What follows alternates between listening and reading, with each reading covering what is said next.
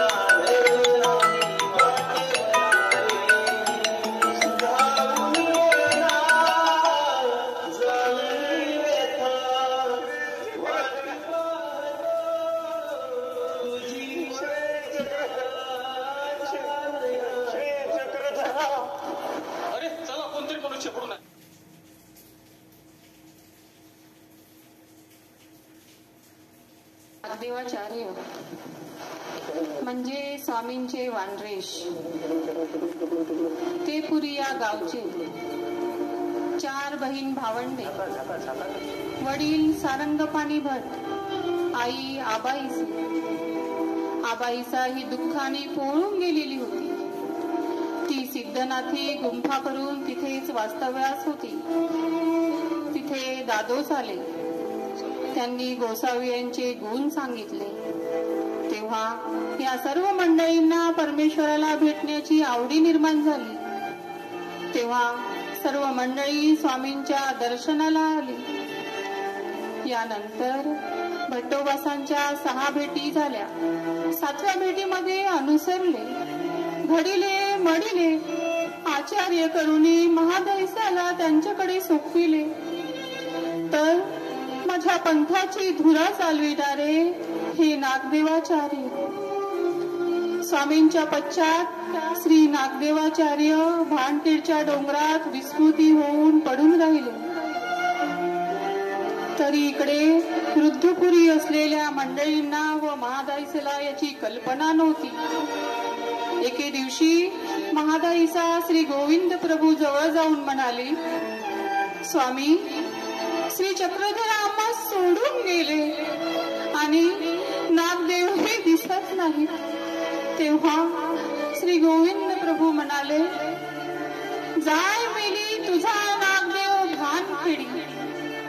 श्री प्रभूच्या सांगण्याप्रमाणे महादाईसा भानखेडीला आल्या.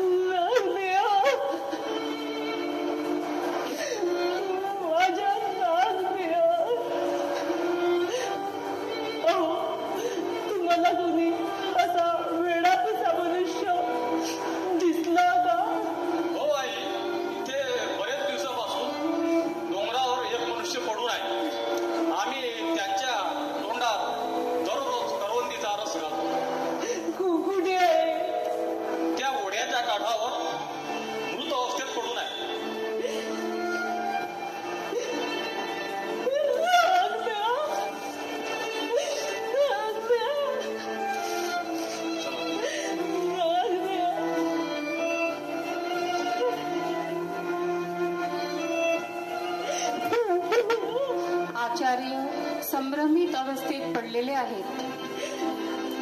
नागदेवांना 10वी अवस्था प्राप्त झाली होती.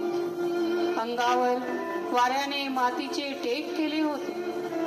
इतकी ही अवस्था प्राप्त झाली तरी त्यांना काळ नेण्यास आला नव्हता. कारण नागदेवाचार्यांना पुढारी करून ज्ञानपंथ चालवायचा होता. त्यांच्या तोंडून स्वामींचे लीळा चरित्र अभागी जीवांना ऐकायचे होते.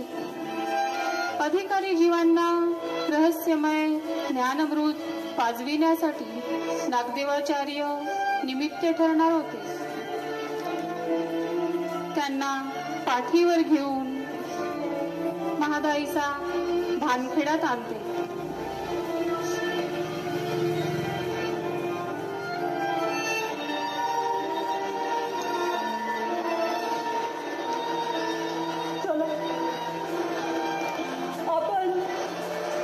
स्वामीच्या भेटीला जाऊया.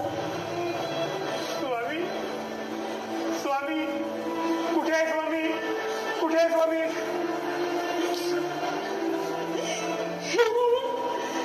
वृद्धपुरी श्रीप्रभू सर्वज्ञ असतील. श्रीप्रभू माझा देव श्री चक्रधर आहे माझा देव.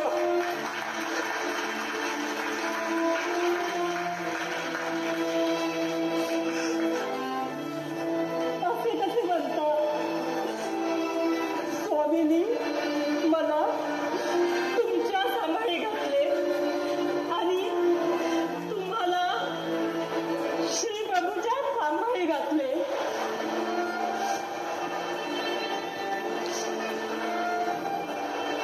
महादैसाने दिलेल्या उत्तरामुळे नागदेवांचा संभ्रम दूर झाला.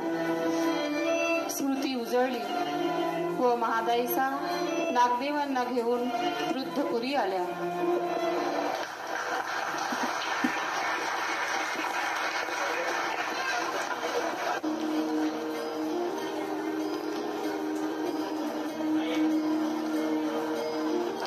एक दिवस महादाईचा एका बाईसोबत भिक्षा करायला निघाल्या होत्या.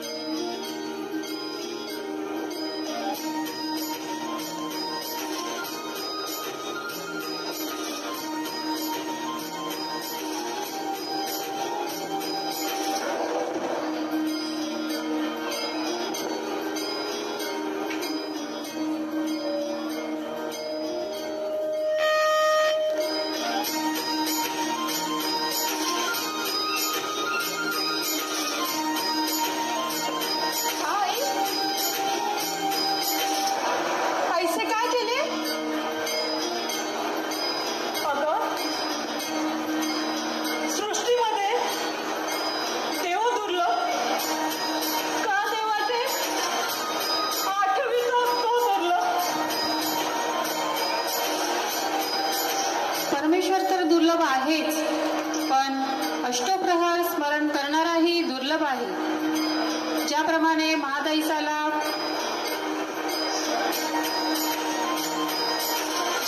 महादाईसाला परमेश्वर आठवणारा बघून गहिवरून आले, त्याचप्रमाणे आज आपली स्थिती व्हायला हवी.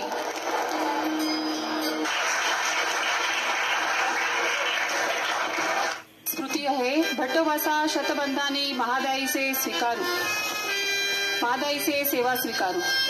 नागदेवाचार्यांना स्वामींचे सानिध्य असे लाभले. त्यांनी स्वामींची अशी प्रसन्नता जोडली, स्वतःच प्रसाद घडले.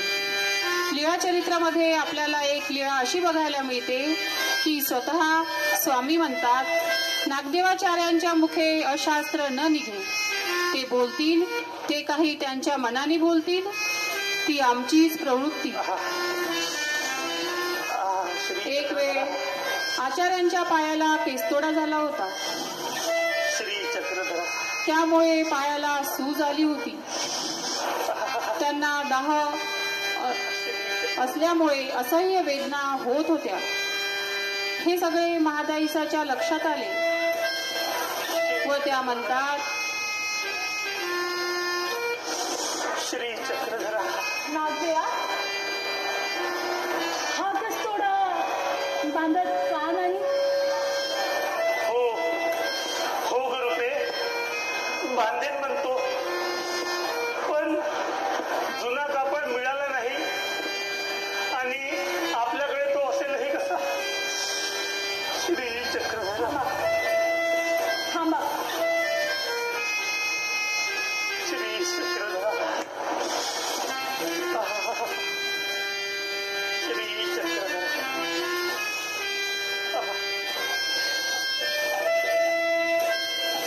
रुपे, काय रूपे, प्रसादाचे वस्त्र कैसे बांधले?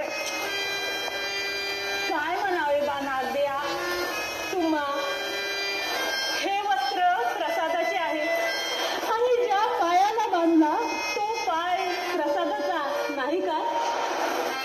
मी प्रसादाने प्रसाद बांधते. मी काही अनुचित केलेले नाही.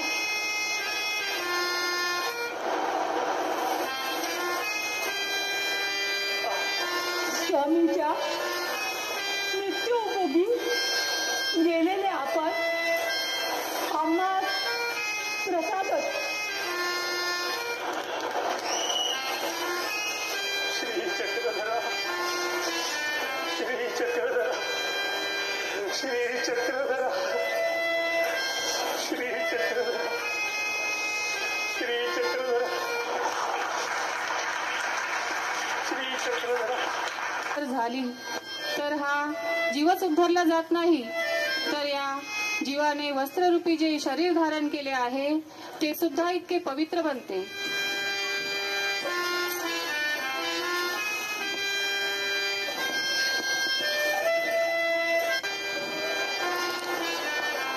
यानंतर आपण स्मृती बघणार आहोत.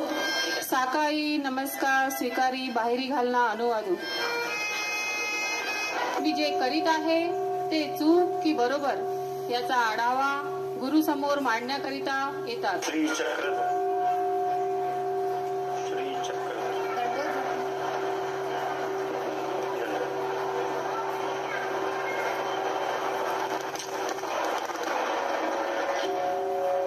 साकाई, तू माझं दंडवत ऐसे नको करू. मी तुझे एक वेळ वारिले, 2 वेळ वारिले, तरी तू दंडवत ऐसेच करत असती. पंडितो, यांना बाहेर घाला. साकाई, चला बाहेर चला.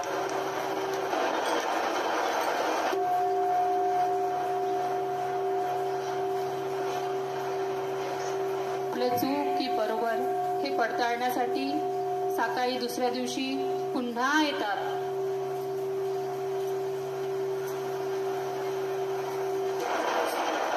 थांबा थांबा.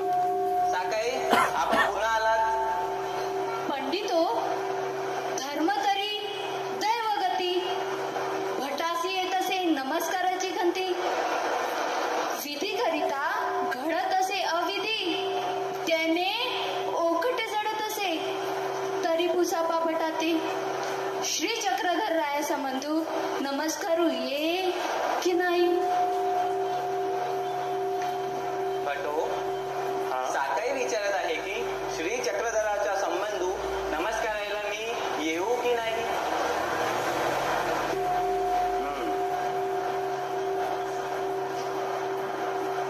येऊ द्या. या.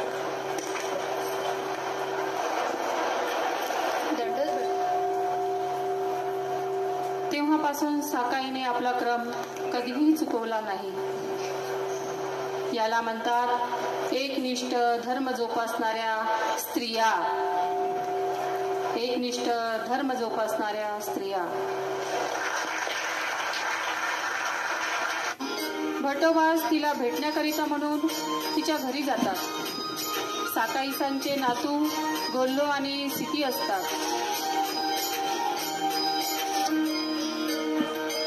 साकाई,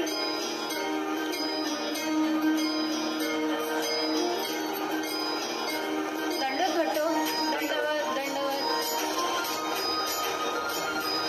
साकाई, तू विधना का न वजसी? भटो, घरी गोल्लो जो जो खेळावी तव तव देव आठवतो. गृहस्मरणापशी झाडातडी मनोरथ आठविसी ते निके. मनोरथापशी तेथ निद्रा कीजे ते निके. घरी राहण्यापेक्षा झाडातळी येऊन घरची चिंता केली ते तरी बरे, पण घरचा विचार करण्यापेक्षा झोप घेतली ती चांगली. कमीत कमी विजनाचे गोमटे तर लागेल. साकूबाई, कौनाचा गोल्लो, कौनाची स्थिती, तू आपुले चिंती हो साकूबाई, आपुले चिंती. हो हो. या स्मृतीमध्ये असे दिसून येते की संपूर्ण आयुष्य दिल्यानंतर उर्वरित काळ तरी परमेश्वराच्या चरणी अर्पावा, जेणेकरून या जीवाची कीव तो परमेश्वर घेईल, नाहीतर जीव जीवाला काय देईल. साकाई आपली व्यथा मांडते आणि ती 2 ओळीची एक ओवी म्हणते. गोविंद राही जयाच्या वर्षी ते पाथर कोसिनी फळले, विहुनी आवाज झाली उमाया, पुत्र धरीची पाय गोविंदाचे. ज्या आईला कृष्णासारखा बाळ नाही ती तिला बाळ नसण्यासारखी आहे. जणू काही बाळ नाही तर तिने दगडाला जन्माला घातले. जन्म घालून देखील आज माझी स्थिती अशी आहे. याचे कारण माझा मुलगा गोविंदाचे पाय धरणारा नाही. हीच माझी सर्वात मोठी व्यथा आहे, असे स्पष्टीकरण साकाई भट्टोबासांना देतात.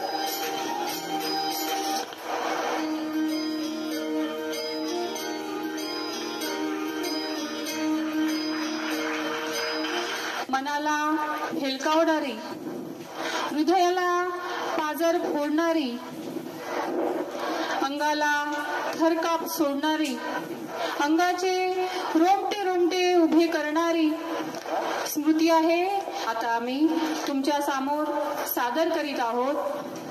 हिराईचा दृढत्वानुवादू. असाही उगवतो की त्या दिवसाची आठवण आपणाला विसरता येत नाही. काय सांगावे त्या माऊलीचे दृढत्व. अहो, हिराईसाची मुलगी लहान, तिला काळाचं बोलावणं, अतिशय अशक्त, घरात आई एकटीच, वडील वैद्याकडे गेलेले आणि त्यांची ती चिमुकली.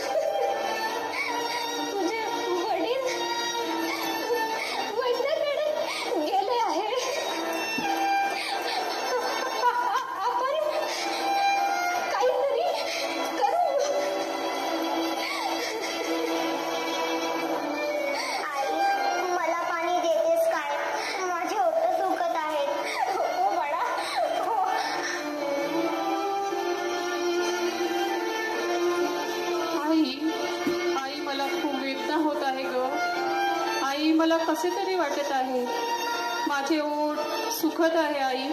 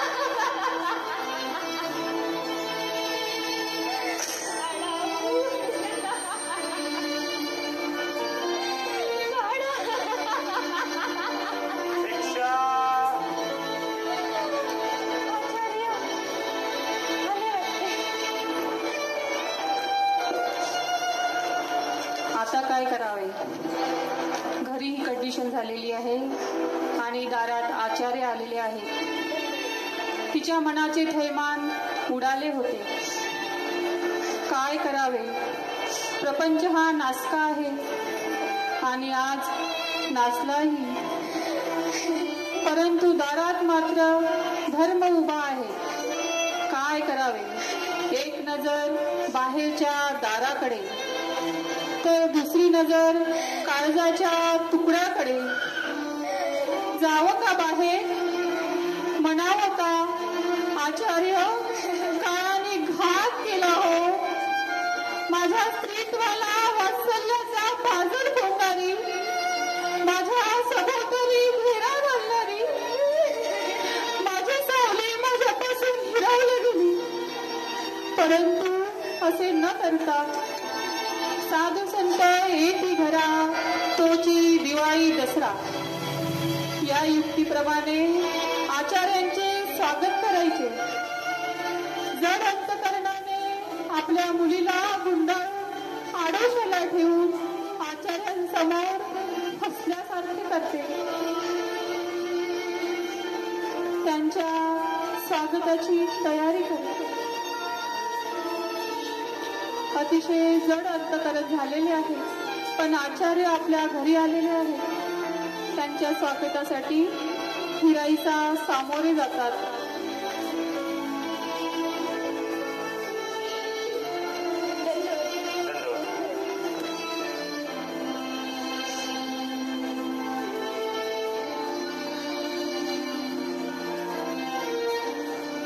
त्यांना बसायला टाकतात.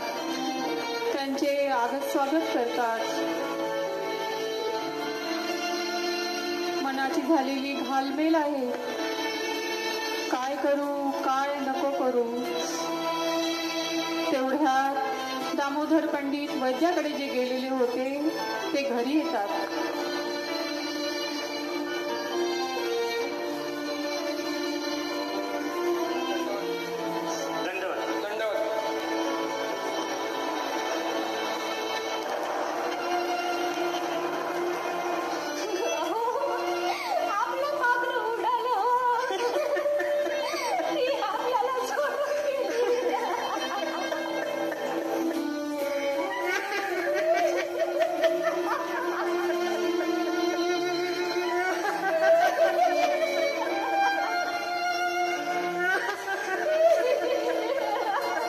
आपलं पाखरू उडालं हो, आपलं पाखरू उडालं.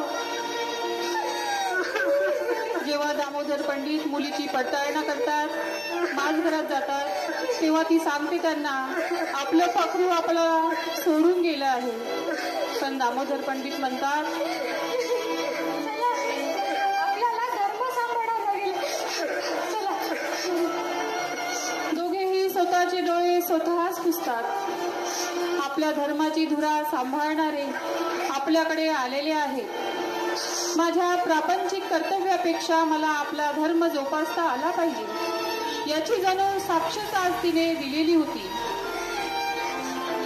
आचार्याचे पात्र वाढायला घे हिरायचा.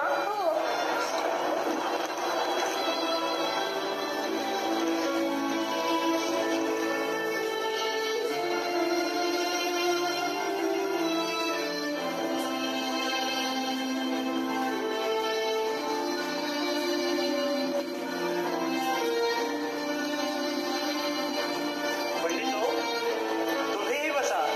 हो हो.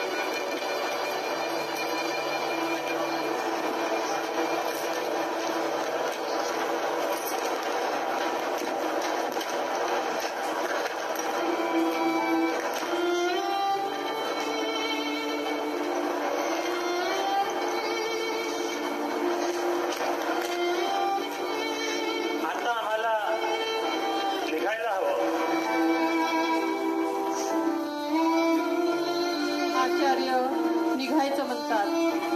आचार्य निघायचं म्हणतात आणि हिराईसाची अवस्था. आता मात्र सीमेचा बाण फुटला.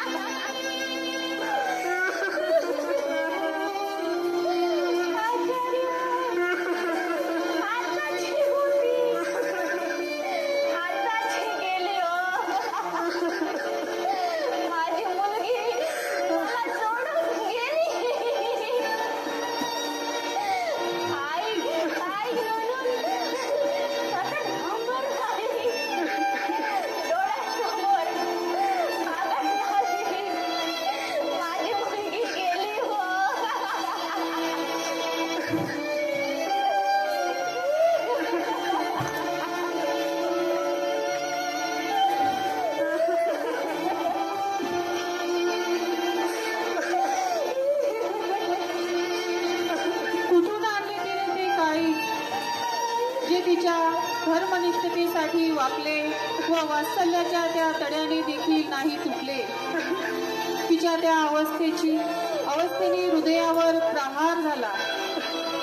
हिराईसाच्या या वर्तनाने डोळ्यातून पाणी आलं आणि तिला म्हणावं वाटलं, हिराईसा, इतकं दृढत्व तुझ्यात कोणी उतरवलं ग? तू एवढी धर्मरक्षक झालीस आणि मला कळलेही नाही.